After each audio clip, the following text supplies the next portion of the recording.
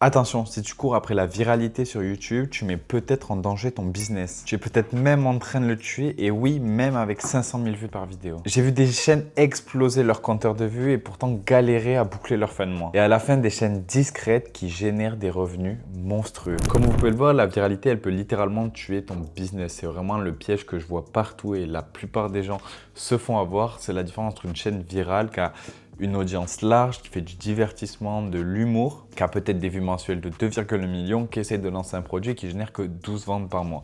Contrairement à une chaîne expert qui répond à une solution précise et B2B, qui même avec peu de vues, 12 000 vues, elle peut réaliser 76 ventes.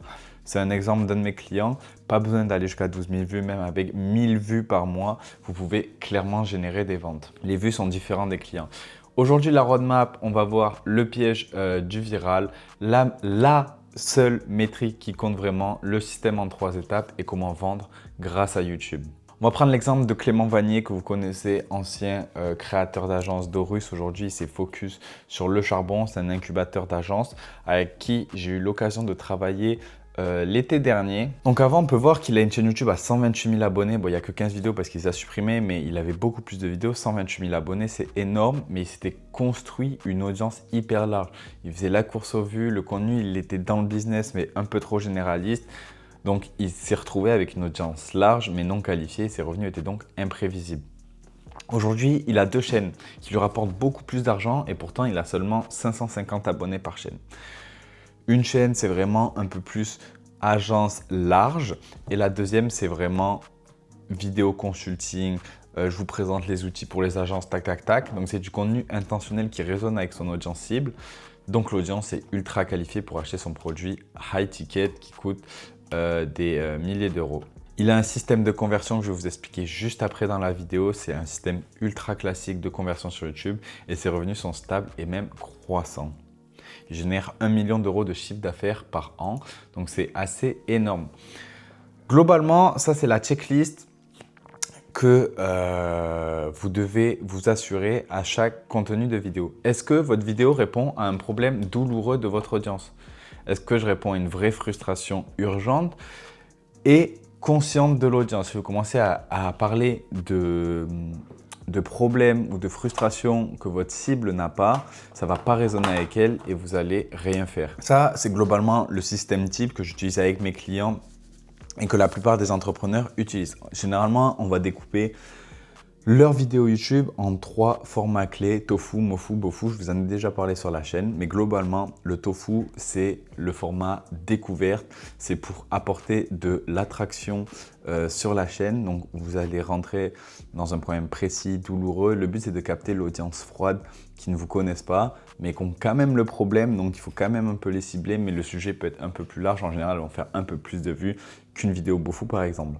Le mofu, c'est généralement une vidéo qui a pour but de créer de l'autorité, de la crédibilité, de prouver que vous êtes compétent dans votre domaine et dans ce que votre audience recherche, parce que là, l'audience, elle est déjà un peu tiède, c'est-à-dire qu'elle consomme du mofu. Donc, le but, c'est de montrer votre expertise pour pouvoir la réchauffer, la renvoyer vers une vidéo bofu, pardon.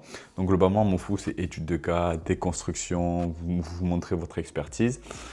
Et après, l'audience, une fois qu'elle est tiède, elle va être réchauffée, elle va donc basculer sur un contenu bofu. Et là, c'est globalement une masterclass que vous faites, une VSL un peu déguisée où tu expliques le comment tu veux faire ça. Je te promets 10 leads par mois, voilà comment je fais, voilà ma méthode. Et là, l'audience, elle va être réchauffée. C'est un peu une VSL déguisée. Iman Ghazi est très très fort sur ça. J'imagine que vous en avez déjà entendu parler. Sinon, je vous conseille d'aller étudier ces vidéos bofu sur ces chaînes, c'est vraiment top. Une fois que l'audience elle est chaude, elle est prête à passer à l'action, vous les renvoyez vers un appel de vente, un lead magnet, un audit offert, peu importe votre système d'acquisition, ça dépend de votre business, de votre temps, etc. Et normalement, l'avantage avec YouTube aussi, c'est que le contenu il est evergreen, ça veut dire qu'il reste toute la vie et que les gens consomment votre contenu toute la vie. Une vidéo postée il y a un an me rapporte encore des vues aujourd'hui. Chaque vidéo n'est pas perdue et des fois les gars vont arriver en appel de vente, ils vont déjà être chauds de passer à l'action et ça va limite devenir un call de onboarding. Globalement, je vous ai préparé un petit playbook antiviral. Quand je dis antiviral, c'est pas pour vous dire on fait 10 vues, c'est de faire une vidéo qui fonctionne bien mais une vidéo qui cible les bonnes vues. Globalement, le premier truc, c'est le problème client. Il ne faut pas chercher le buzz, il faut chercher la douleur réelle que vous pouvez soigner grâce à votre offre. Et dans la vidéo, donc je ne sais pas, tout dépend de votre audience, mais je suis sûr que vous connaissez votre persona et du coup, vous allez pouvoir déterminer la vraie douleur de votre audience et cibler votre contenu autour de ça. Il faut rendre la vidéo un petit peu sexy. Je vois beaucoup de créateurs qui font des vidéos un peu trop génériques. Il faut trouver un angle de vidéo, un angle assez tranché. Il existe de tas d'angles différents et je vais vous en donner plusieurs à la fin de la vidéo. Donc par exemple, tout le monde dit X, la vérité c'est Y. Vous pouvez aller à contre-courant, c'est un angle qui marche super bien par exemple. Par exemple, en e-commerce, tout le monde dit que les ads c'est génial. Tu dis c'est de la merde. Bon, je fais un raccourci, il faut rechercher un petit peu plus, c'est pas ma niche d'expertise, mais c'est un exemple. Excusez-moi, il faut que la promesse de la vidéo soit mesurable. Donc, tu vas obtenir X résultats en Y temps. Il ne faut pas que ce soit flou, il faut que ça soit clair. Par exemple, 10 leads par mois en 30 jours avec LinkedIn. Simple, efficace, droit au but. Tu résous le problème client de ils n'ont pas de lead et tu mets une promesse en X résultats en X temps. Et à la fin, évidemment, le CTA cohérent, l'appel à l'action doit être la suite logique. Donc pareil, au titre, guide, appel, e-book, bref, peu importe, mais ça doit être logique. Si vous parlez des leads Insta, des leads LinkedIn, pardon, vous n'allez pas renvoyer vers comment faire des réels Instagram, ça n'a pas de sens. Il faut donner le CTA et le tourner pour faire en sorte que le spectateur ait envie par rapport à l'angle de la vidéo. L'erreur que je vois partout, c'est les vues. Les vues, c'est différent de la valeur. Ça, par exemple, à gauche, on voit le nombre de vues, il est en bleu et les revenus générés, c'est en blanc. Donc, vous pouvez voir que sur la chaîne virale, c'est génial. Il y a plein de vues et très peu de résultats. C'est ce que je vous ai expliqué tout à l'heure, la différence entre une audience large, froide et non qualifiée qui rapporte peu de revenus, alors qu'une chaîne qui fait beaucoup moins de vues, elle peut rapporter énormément de valeur, énormément d'argent grâce à une audience hyper qualifiée. Donc, les 3 erreurs, c'est que la première, c'est que l'audience, elle est trop large. Toucher tout le monde, ça revient à toucher personne. C'est une règle d'or, je vous invite à intégrer ça dans votre cerveau. Et 99% de vos vues n'ont même pas le problème que vous résolvez. Donc, si vous tournez ça de manière trop générique, moi, je vais cliquer et à la fin, je peux acheter ton truc parce que je m'en branle de comment faire du Coca-Cola maison. L'intention, elle est forcément dealer. Une vue divertissement, ça vaut 100 fois moins d'argent qu'une vue solution. L'intention d'achat est quasi nulle sur le viral parce que pareil, même problème, audience trop large, ils en ont rien à faire de ce que vous faites et vous êtes mauvais dans le positionnement. En cherchant le buzz, vous devenez juste l'animateur sympa au lieu de vous caler comme une référence, comme un expert de votre niche. La métrique la plus importante, c'est tout simplement le RPM. Alors, qu'est-ce que c'est le RPM? C'est le revenu par 1000 et je ne vous parle pas de la monétisation YouTube parce que si vous comptez sur la monétisation YouTube, vous n'allez pas aller très loin.